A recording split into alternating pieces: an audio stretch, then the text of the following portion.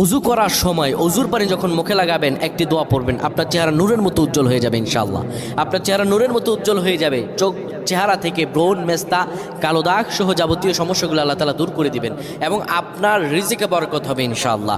আপনার দোয়াগুলো কবুল হয়ে যাবে। অনেকের চেহারা সুন্দর কিন্তু তাকাতে ইচ্ছে করে না, মনে হয় চেহারায় নুন নাই, কিন্তু অনেকের চেহারাই কালো কিন্তু দেখতেও ভালো লাগে। যেমন এই যে বেলাল হাবশি, চেহারা দিকে তাকালেই শান্তির সুবাতাস বয়ে আসতো। সাহাবীরা যার চেহারা দেখে অনেক প্রশংসিত করিয়েছিল এবং যার কলব স্বচ্ছ ছিল।